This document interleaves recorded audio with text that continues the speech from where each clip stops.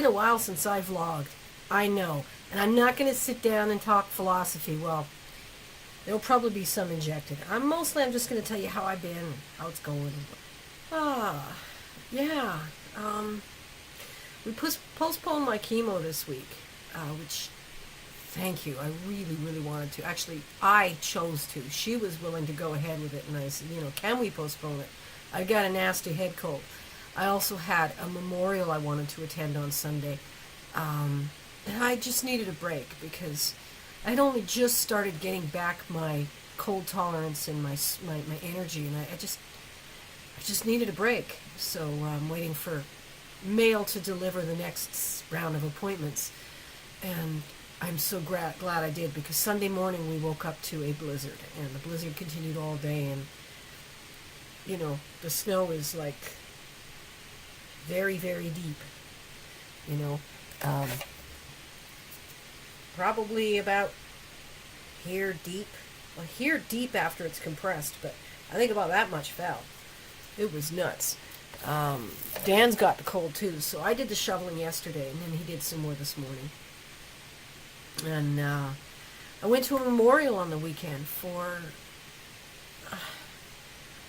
can't call him a friend because he didn't like me.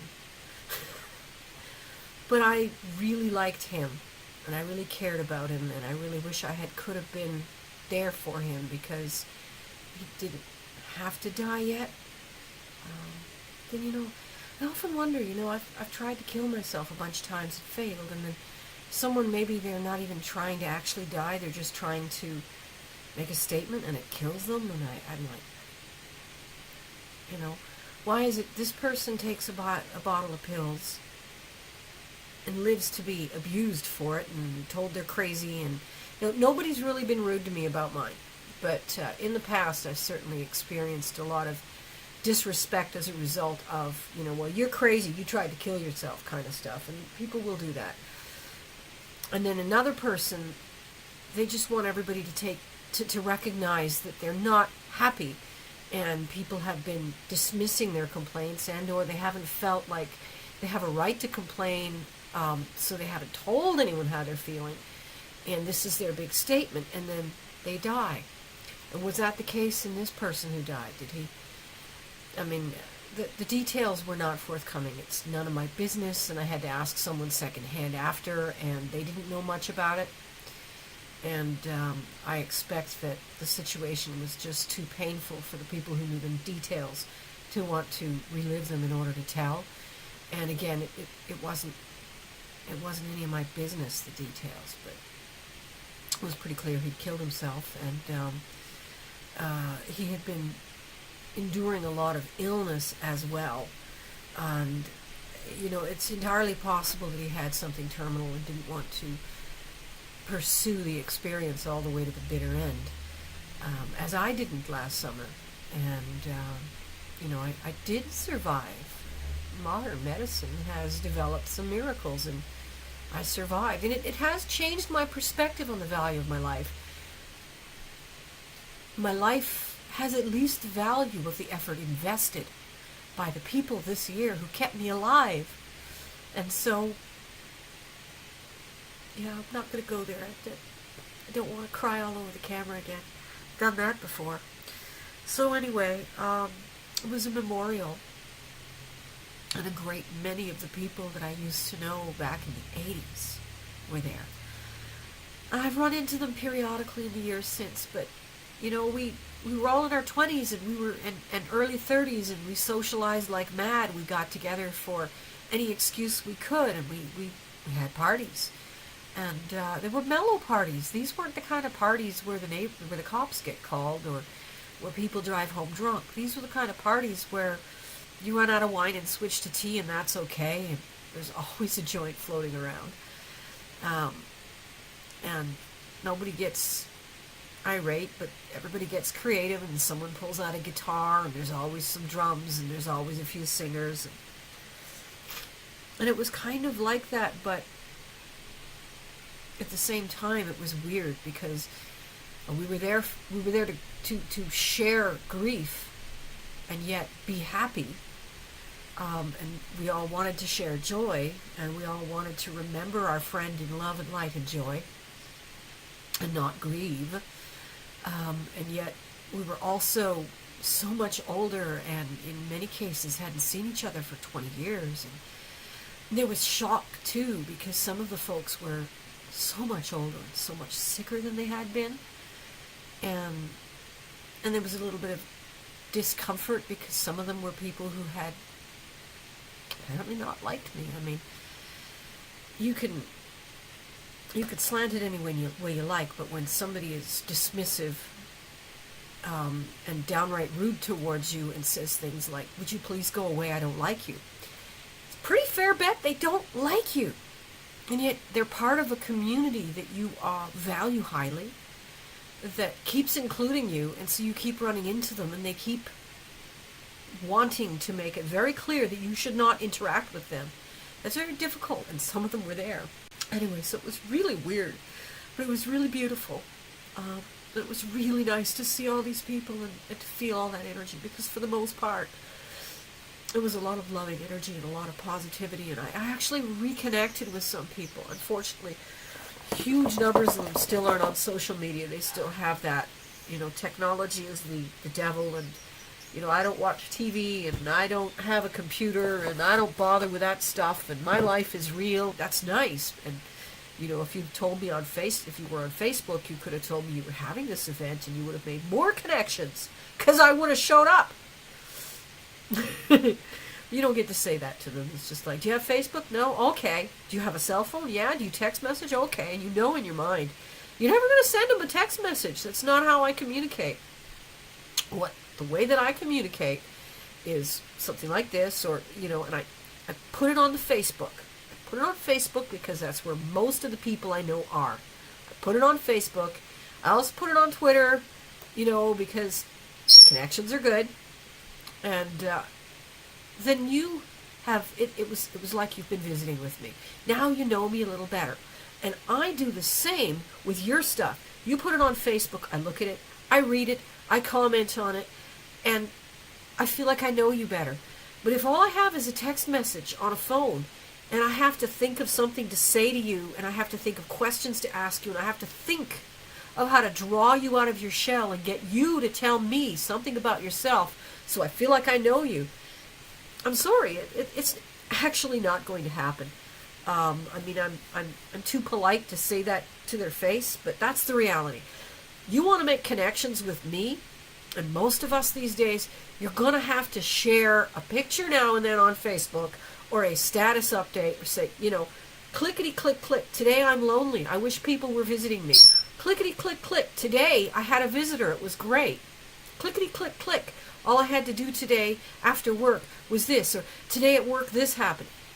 I mean, you can't be uncensored. You might get into trouble at work for saying things that about coworkers or trade secrets, or I don't know. So, I mean, it's not like I expect you to share the same way you would sitting over a cup of tea with me. But you're not going to get to that cup of tea if we don't feel already enough connection to want to bridge that. And then that becomes even easier when you can just quickly type it up in Messenger. Hey, what are you doing today? I'm going to be at such and such cafe. Can you make it?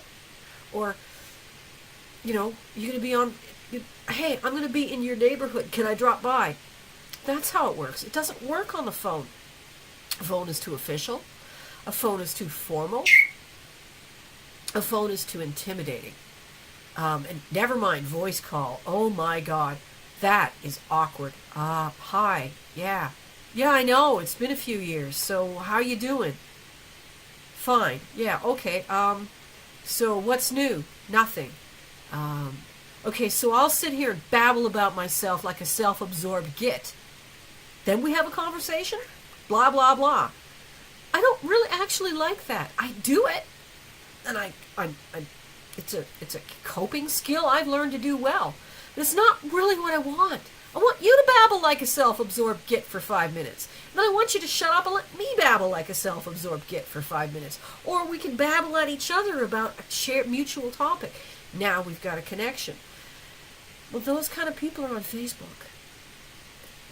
If you're so anti-techno. Odds are you're one of those people that sits there sipping your tea waiting for someone else to draw you out of your shell, to ask you just the right questions to make you talk. And I'm trying to learn that skill. Really I am. But you know, when I ask people like, well, so what kind of questions do you ask someone to get them to talk about themselves?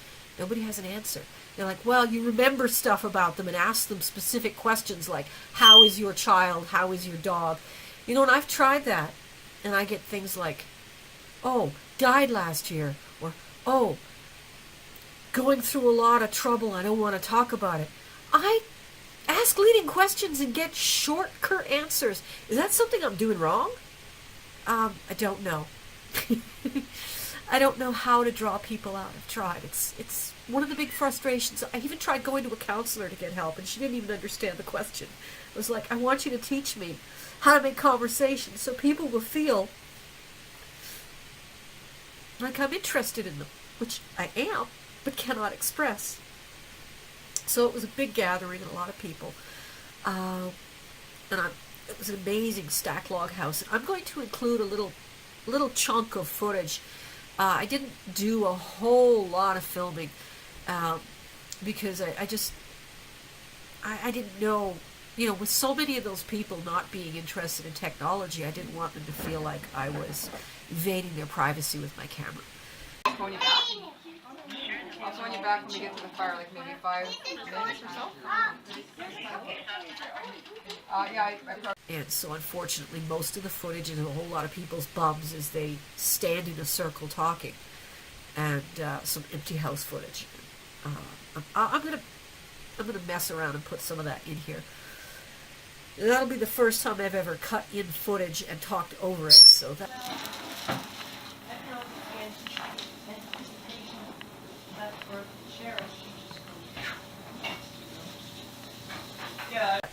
That should be an interesting afternoon of photo editing, video editing. So my cold is still here. I canceled my appointment for today because the snow is so deep I can't drive anywhere.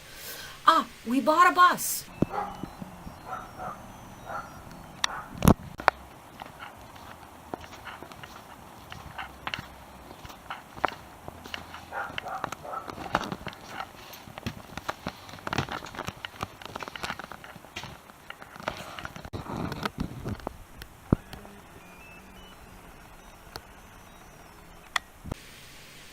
We bought a bus.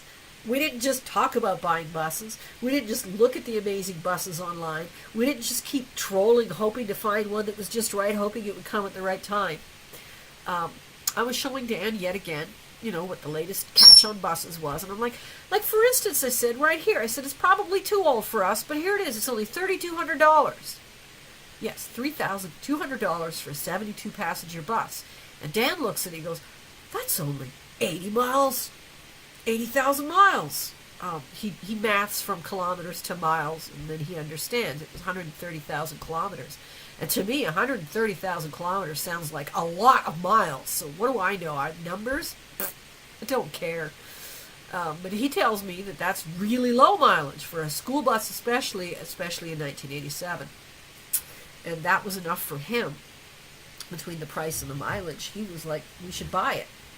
And I said, okay. And I showed him my stash that had enough not only to buy it, but to be able to do any repairs we need to do, as long as they're not massive. I mean, we can't buy a new engine and have it dropped in, but we could certainly replace the starter that's faulty.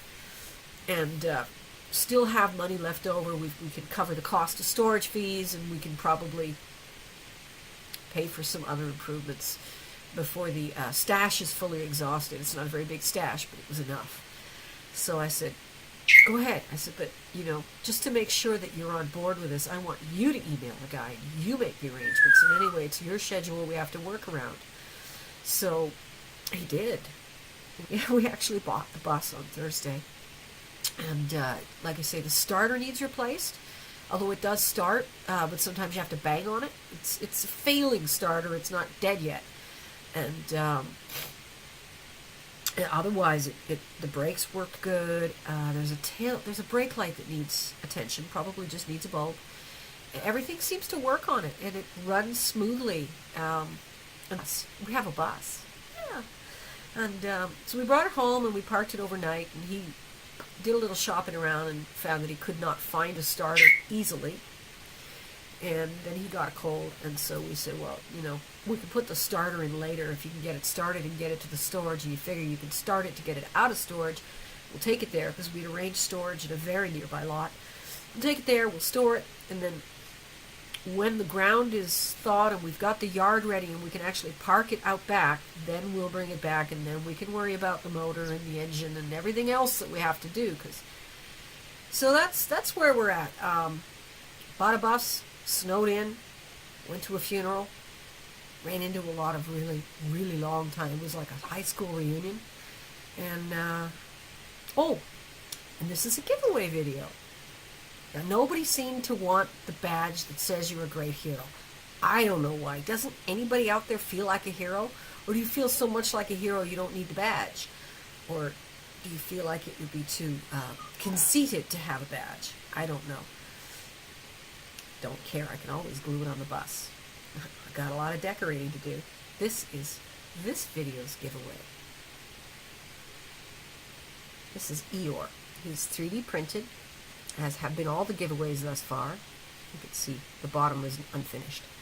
He's 3D printed. Eeyore. I'm not sure what his foot is on here. I'm really not sure what this is. Let's just move the light. There we go.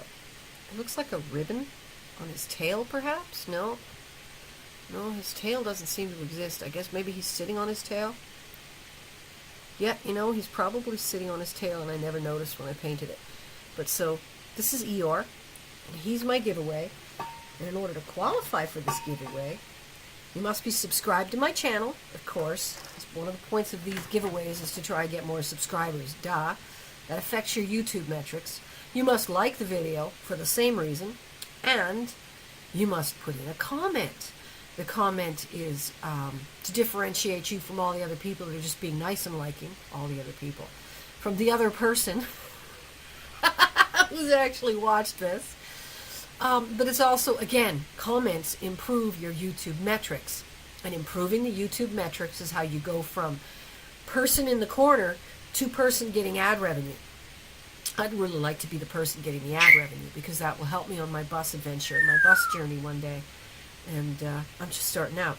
So the comment that I'm asking to show that you watched the video to the very end is, tell me what you like about Eeyore. Why do you want Eeyore? Remember Eeyore? What's your favorite thing about Eeyore?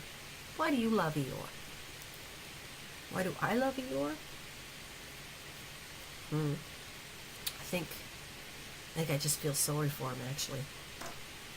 I've known a lot of Eeyores in life, though. Always want to cheer him up. Rarely successful. Go out and make someone smile today.